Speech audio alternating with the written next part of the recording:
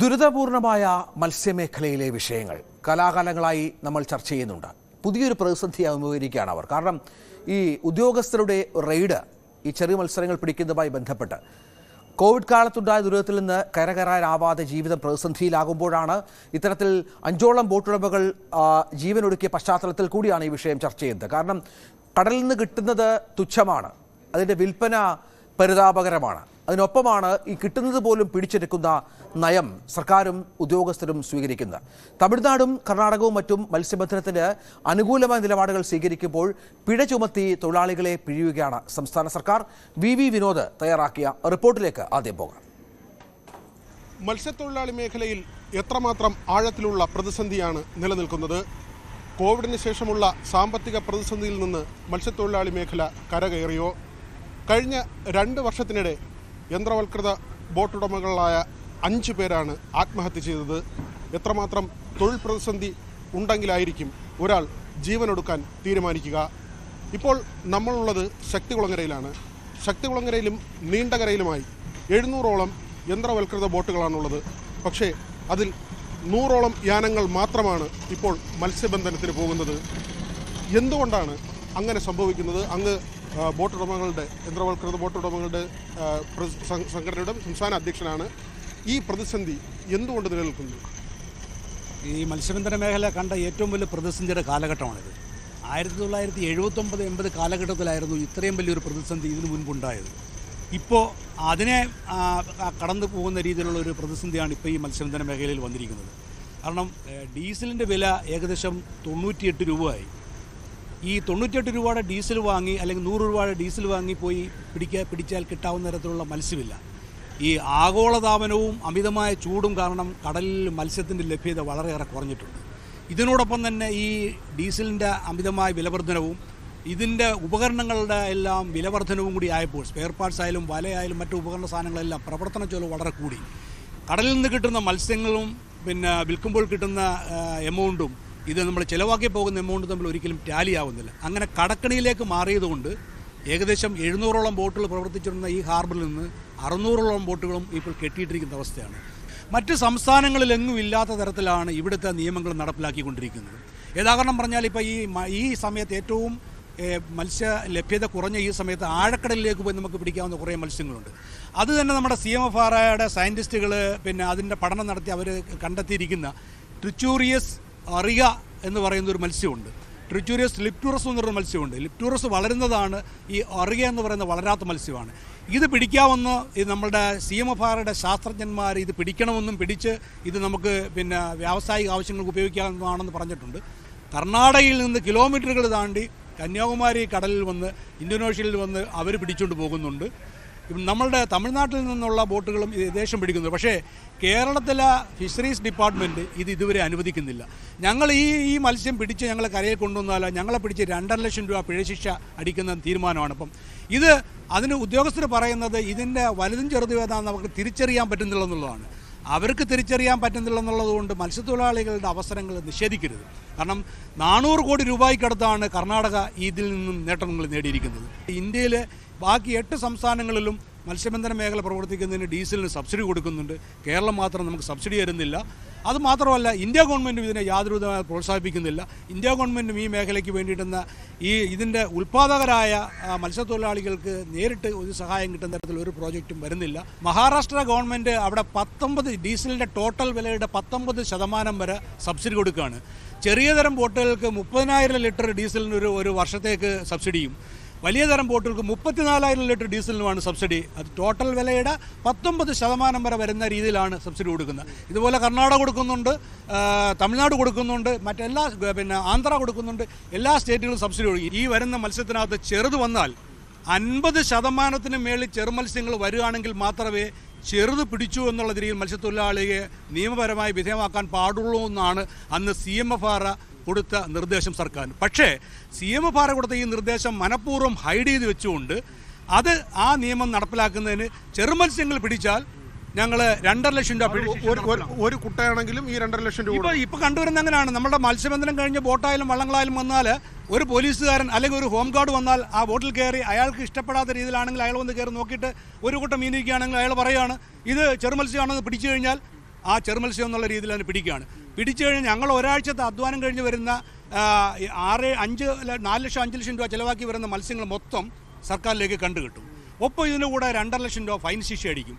ഫിഷറീസിൻ്റെ ഉദ്യോഗസ്ഥർ നമ്മളെ പിടിക്കുന്നു, ഫിഷറീസിൻ്റെ ഉദ്യോഗസ്ഥർ കുറ്റപത്രം തയ്യാറാക്കുന്നു, ഫിഷറീസിൻ്റെ ഉദ്യോഗസ്ഥൻ നമ്മളെ ശിക്ഷിക്കുന്നു. ഇതിനിടയ്ക്കെങ്ങും ഒരു സ്ഥലത്തും നമുക്ക് ഇങ്ങനെ ഒരു നീതി നമുക്കെങ്ങും ലഭിക്കുന്നില്ല. നമ്മളെ ബോധപൂർവം ഒരു ഉദ്യോഗസ്ഥൻ ശിക്ഷിക്കണമെന്ന് വിചാരിച്ചാൽ നമ്മളെ ശിക്ഷിക്കാനായിട്ടുള്ള ഒരു നിയമമാണ് ഇപ്പോൾ ഉണ്ടാക്കി വച്ചിരിക്കുന്നത്. കേരള ഗവൺമെൻറ്റിൻ്റെ പ്രതിനിധി അവിടെ ഒന്ന് പറഞ്ഞത്, ഞങ്ങൾ സസ്റ്റൈനബിലിറ്റിക്ക് വേണ്ടി 13 കോടിക്ക് മേളിൽ മത്സ്യബന്ധന മേഖലയിൽ നിന്ന് ഫൈൻ അടിച്ചു എന്നാണ് പറയുന്നത്. അത് അഭിമാനകരമാണ്. എനിക്കതൊരു അപമാനമായിട്ടാണ് എനിക്ക് തോന്നിയത്. മറ്റൊന്ന്, ക്ഷേമനിധി വിഹിതം എന്ന് പറയുന്ന രീതിയിൽ ഏറ്റവും കൂടുതൽ ക്ഷേമനിധി വിഹിതം വാങ്ങുന്ന സംസ്ഥാനവും കേരളമാണ്. നമ്മൾ ഈ 19.9 മീറ്ററിന് താഴെയുള്ള ബോട്ടുകൾക്കാണെങ്കിൽ 4500 രൂപ ക്ഷേമനിധിയാണ്. ഇനി അത് 20 മീറ്ററിലേക്ക് വന്നാൽ ഒരു വർഷം 15,000 രൂപ ക്ഷേമനിധി കൊടുക്കണം, 25,000 രൂപ ലൈസൻസ് ഫീസ് കൊടുക്കണം. അപ്പം അത് തന്നെ ഏകദേശം 40,000.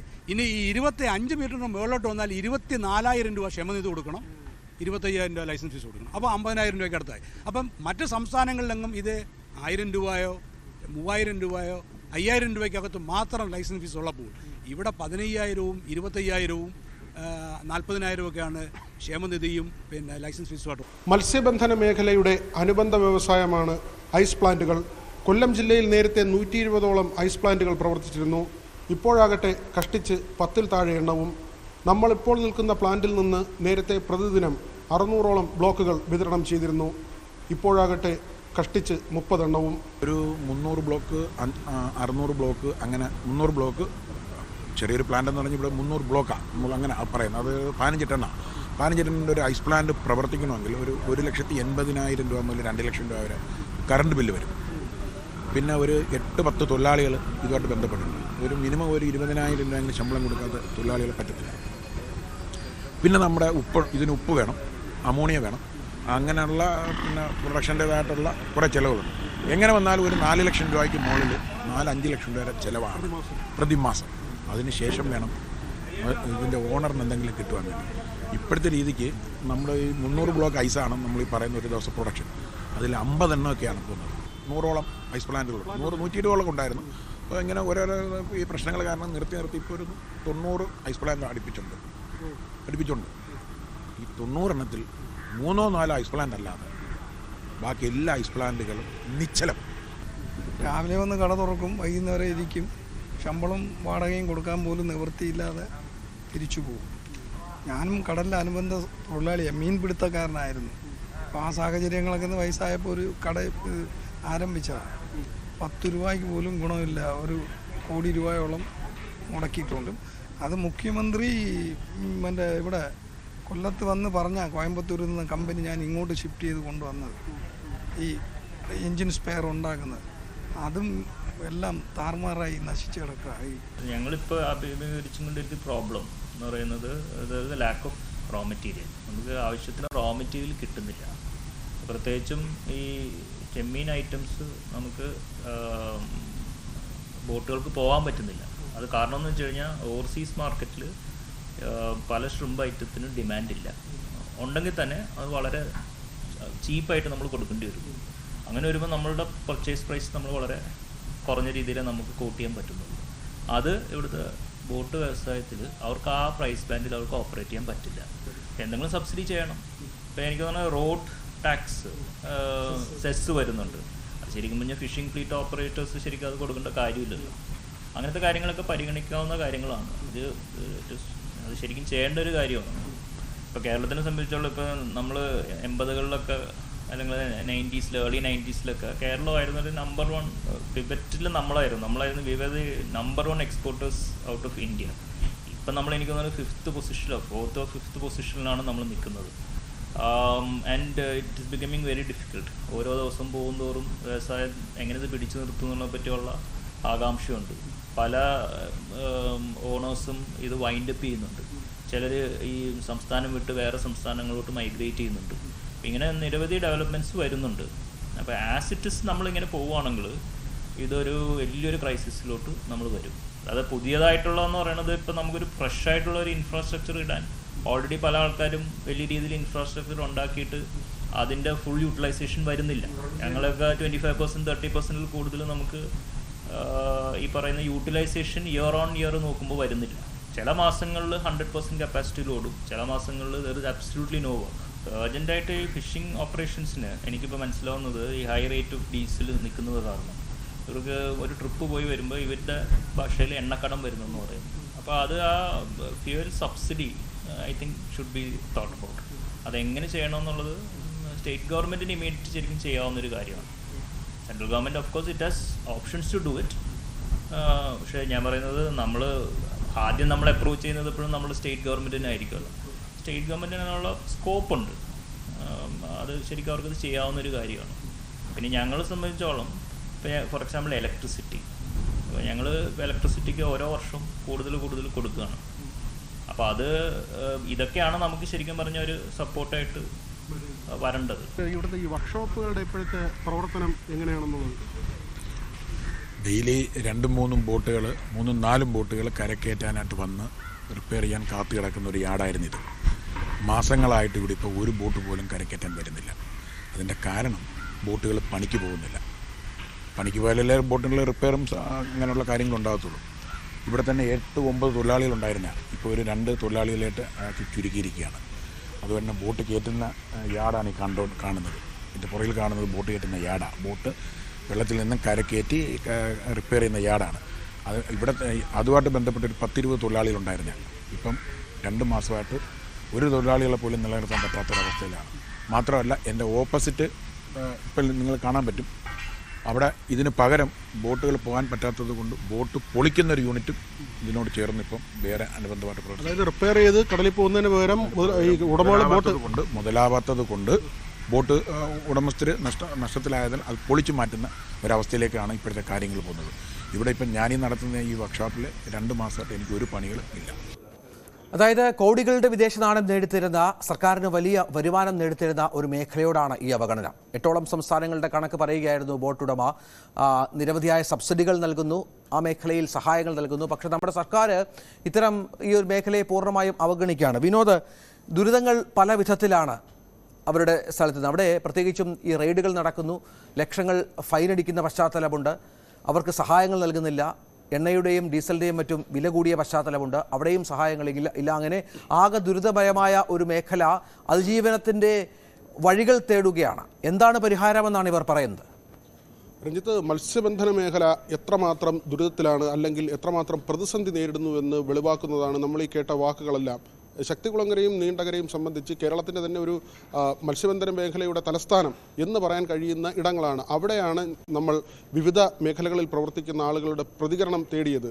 സമസ്ത മേഖലയും സമ്പൂർണ്ണമായി പ്രതിസന്ധിയിലായിരിക്കുന്നു, അവർക്ക് മുന്നോട്ട് പോകാൻ കഴിയാത്ത നിലയിലേക്ക് കാര്യങ്ങൾ എത്തിയിരിക്കുന്നു എന്നത് തന്നെയാണ്. പ്രത്യേകിച്ച് ഈ മത്സ്യസമ്പത്തിൽ ഉണ്ടാകുന്ന വ്യതിയാനം അതുതന്നെ ഏറ്റവും പ്രധാനമാണ്. മാത്രമല്ല, ആഴക്കടൽ മത്സ്യബന്ധനവുമായി ബന്ധപ്പെട്ട് തമിഴ്നാടും കർണാടകയും അവരുടെ മത്സ്യത്തൊഴിലാളികളെ ഈ ഒറിഗ ഇനത്തിലെ മത്സ്യങ്ങൾ പിടികൂടാൻ അനുവദിക്കുമ്പോൾ കേരളം നിയമക്കുരുക്കുകളിൽ മത്സ്യത്തൊഴിലാളികളെ കൊണ്ടിടുന്നു എന്നത് മാത്രമല്ല, അവരെ പിഴിയുക കൂടിയാണ്. ഈ 51% ചെറു മത്സ്യങ്ങൾ പിടിച്ചാൽ മാത്രമാണ് മറ്റ് സംസ്ഥാനങ്ങളിൽ പിഴ ചുമത്തുന്നത്. ഇവിടെ ഈ 100 കുട്ട വരുന്നതിൽ ഒരു കുട്ടയിലാണെങ്കിൽ പോലും ചെറിയ മത്സ്യങ്ങളുണ്ടെങ്കിൽ 2.5 ലക്ഷം രൂപ പിഴ അടയ്ക്കുന്ന സാഹചര്യമാണ്. നമ്മൾ എടുത്തു പറയേണ്ട ഒരു കാര്യം, ഈ ഒറിഗ ഇനത്തിലെ മത്സ്യത്തിന് വലിയ വിലയുള്ളതാണ്, ചെറിയ സൈസിലുള്ള മത്സ്യമാണ്. ഇതിൻ്റെ വളർച്ചയുടെ കാര്യം ചൂണ്ടിക്കാട്ടിയാണ് ഇത് ചെറിയ മത്സ്യമാണോ വലിയ മത്സ്യമാണോ എന്ന് മനസ്സിലാക്കാൻ കഴിയുന്നില്ല എന്ന് ഫിഷറീസ് ഉദ്യോഗസ്ഥർ പറയുമ്പോൾ പ്രതിസന്ധിയിലാകുന്നത് മത്സ്യത്തൊഴിലാളികളാണ്. നമ്മൾ ഫിഷറീസ് ഡയറക്ടറുടെ ഓഫീസുമായി ബന്ധപ്പെട്ടിരുന്നു. ഈ ഒറിഗ മത്സ്യം പിടികൂടുന്നതിന് ഡയറക്ടറുടെ ഓഫീസ് അനുകൂലമായ തീരുമാനമാണ് എടുത്തിട്ടുള്ളത്. ഇനി മന്ത്രിയുടെ സർക്കാരിൻ്റെ അനുകൂലമായൊരു നിലപാട് കൂടി ഉണ്ടായാൽ മറ്റ് സംസ്ഥാനങ്ങൾ പിടികൂടുന്നത് പോലെ ഈ വലിയ വിലയുള്ള മത്സ്യങ്ങൾ, ഇത് വലിയ ട്രോളറുകളല്ല, പരമ്പരാഗത മത്സ്യത്തൊഴിലാളികൾ ബോട്ടുകളിൽ പോയി പിടിക്കുന്നതാണ്, അവർക്ക് ഈ വിലയുള്ള മത്സ്യം പിടികൂടാനുള്ള സാഹചര്യം ഉണ്ടാകും. കഴിഞ്ഞ വർഷം മാത്രം കർണാടക ഈ മത്സ്യം പിടികൂടിയതിലൂടെ 400 കോടി രൂപയുടെ വരുമാനമാണ് ഉണ്ടാക്കിയത്. അതായത് ഇന്ത്യയുടെ കേരളത്തിൻ്റെ തീരപ്രദേശത്തോട് ചേർന്ന ഈ പ്രദേശങ്ങളിൽ, ആഴക്കടൽ മേഖലകളിൽ മറ്റ് സംസ്ഥാനങ്ങളിൽ നിന്നുള്ള മത്സ്യത്തൊഴിലാളികൾ വന്ന് മത്സ്യം പിടികൂടി പോകുന്ന ഒരു സാഹചര്യം. പക്ഷേ കേരളത്തിലെ മത്സ്യത്തൊഴിലാളികൾ ഈ മത്സ്യം പിടിച്ചാൽ അവർക്ക് 2.5 ലക്ഷം രൂപയാണ് പിഴ. അവിടെയും വരുന്ന ബുദ്ധിമുട്ട്, ഇത് പിടികൂടുന്നത് ഫിഷറീസിൻ്റെ ഉദ്യോഗസ്ഥരാണ്, ഇത് കുറ്റപത്രം തയ്യാറാക്കുന്നത് ഫിഷറീസിൻ്റെ ഉദ്യോഗസ്ഥനാണ്. ഡെപ്യൂട്ടി ഡയറക്ടറാണ് പിഴ ചുമത്തുന്നത്. അതായത് ഇവർക്ക് ഒരു തരത്തിലും മറ്റ് നീതിയുടെ വഴി തേടാനുള്ള സാഹചര്യമില്ല. ഈ പിഴ അടച്ച ശേഷം മാത്രം കോടതിയെ സമീപിക്കാൻ ഉള്ള അവസരമാണ് ഉള്ളത്.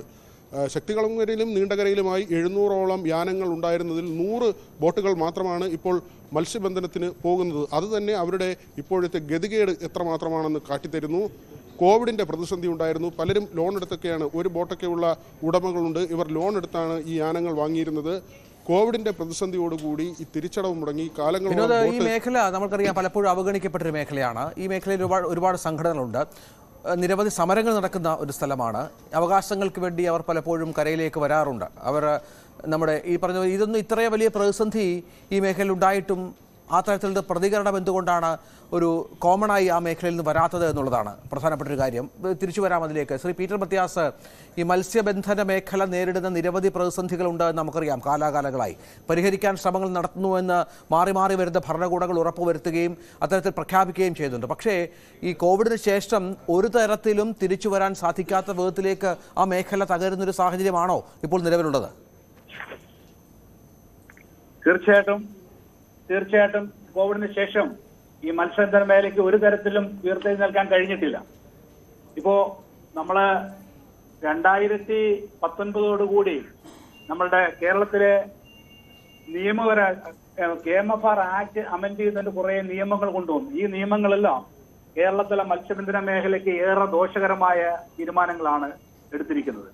അത് ബന്ധപ്പെട്ട അധികാരികളുടെ ഭാഗത്തും ബന്ധപ്പെട്ട മന്ത്രിയോടും ഒക്കെ ഞങ്ങൾ ഇതിന്റെ വിവരങ്ങൾ ധരിപ്പിച്ചെങ്കിലും അത് ഇതുവരെയും തിരുത്താനായിട്ട് ഒരു ശ്രമം ഉണ്ടായില്ല. മറ്റൊന്ന്, മത്സ്യബന്ധന മേഖലയിലെ മറ്റ് സംസ്ഥാനങ്ങളെല്ലാം ഇതിനെ ഈ സംരക്ഷണം എന്നുള്ള രീതിയിൽ ഡീസൽ സബ്സിഡി കൊടുക്കുകയാണ്. ഇപ്പൊ ഈ മേഖല ഏറ്റവും കൂടുതൽ പ്രതിസന്ധി അഭിമുഖീകരിക്കുന്നത് ഈ ഡീസലിന്റെ വില വർധനവാണ്.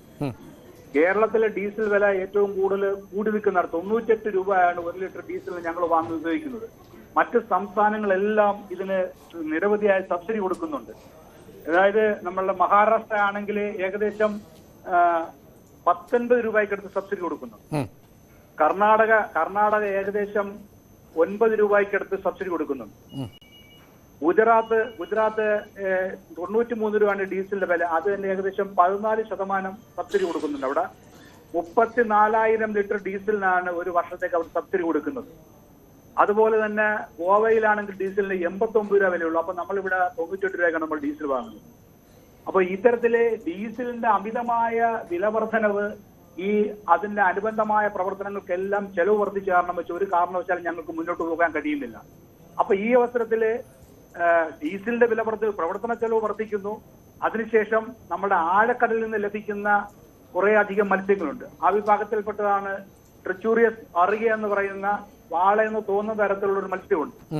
അത് പിടിച്ചു കൊണ്ടുവന്നാൽ ഇപ്പൊ ഈ ഡ്രൈ സീസണിൽ നമുക്ക് മത്സ്യത്തൊഴിലാളികൾക്ക് അത് ഗുണകരമായ ഒരു മത്സ്യമാണ്. അത് പിടിച്ചുകൊണ്ടുവന്ന് ഏകദേശം 400 കോടി രൂപയ്ക്കടുത്ത് കർണാടക നേടിക്കഴിഞ്ഞു. അതിൽ കൂടുതൽ തമിഴ്നാട് നേടിക്കഴിഞ്ഞു. പക്ഷേ ഞങ്ങളുടെ ബോട്ടുകൾ ആഴക്കടൽ ചെമ്മീൻ പിടിക്കാനായിട്ട് പോകുമ്പോൾ ആഴക്കടലിൽ ചെമ്മീനോടൊപ്പം ഇതിന്റെ ബൈക്കാച്ചസായി കിട്ടുന്ന ഈ മത്സ്യം ഞങ്ങൾ കരയിൽ കൊണ്ടുവന്നാൽ കേരളത്തിലെ ഫിഷറീസ് ഡിപ്പാർട്ട്മെന്റിന്റെ ഉദ്യോഗസ്ഥര് ഇത് ഞങ്ങൾ ചെറുമീൻ പിടിച്ചു എന്നും പറഞ്ഞുകൊണ്ട് യഥാർത്ഥത്തിൽ ചെറുമീൻ അല്ല, അവർക്ക് അറിവില്ലാത്തത് കൊണ്ടാണ്. CMFR ഇതിന്റെ പഠനം നടത്തിയ സയന്റിസ്റ്റുകൾ പറയുന്നു ഇത് പിടിക്കാമെന്നും പിടിച്ച് നമ്മൾ വ്യാവസായിക ആവശ്യങ്ങൾക്ക് ഉപയോഗിക്കേണ്ടതാണെന്ന് അവർ വ്യക്തമായി പറയുന്നു. അത് വലിയ ഫൈനാണല്ലേ? വലിയ ഫൈൻ ഇങ്ങനെ സംഭവിച്ചാൽ ഈടാക്കും. സ്ഥിരമായി 2.5 ലക്ഷം രൂപയാണ് ഈ ഇന്ത്യയിൽ വേറെ ഒരു സ്റ്റേറ്റിനും ഇല്ലാത്ത രീതിയിൽ 2.5 ലക്ഷം രൂപ ഫൈൻ അടിക്കുകയും ഒപ്പം ഞങ്ങൾ അതുവരെ പിടിച്ച എല്ലാ മത്സ്യങ്ങളും സർക്കാരിലേക്ക് കണ്ടുകെട്ടുകയും ചെയ്യുകയാണ്. അപ്പൊ ഈ മത്സ്യബന്ധന മേഖല പാടെ ഇവിടെ തകരുന്ന അവസ്ഥയാണ്. അപ്പൊ കർണാടകയും തമിഴ്നാടും ഇതിനെ സപ്പോർട്ട് ചെയ്ത് ചെയ്യും, ഇത് പിടിച്ചോളാൻ അവർ വേണ്ടുന്ന പ്രോത്സാഹനം കൊടുക്കുമ്പോൾ കേരളത്തിലെ നിയമത്തിന്, അതായത് ഇവിടുത്തെ ഫിഷറീസിന്റെ ഉദ്യോഗസ്ഥർക്ക് ഈ മത്സ്യം ഏതാണെന്ന് തിരിച്ചറിയാൻ പറ്റുന്നില്ലെന്നുള്ള കാരണം പറഞ്ഞുകൊണ്ട് ഇതിനെ ഇവിടെ കാടടച്ച് വെടിവെക്കുന്നതിനൊക്കെ ഇവിടുത്തെ മത്സ്യത്തൊഴിലാളിയെ പിടിക്കേണ്ടെന്ന് തീരുമാനിക്കുക. അതായത് നമ്മളെ എലിയെ പേടിച്ച് ഇല്ലം ചുടുന്ന ഒരു അവസ്ഥയാണ് കേരളത്തിലെ മത്സ്യത്തൊഴിലാളികളോട് ഇവിടുത്തെ ഫിഷറീസ് ഡിപ്പാർട്ട്മെന്റ് കാണിക്കുന്നത്.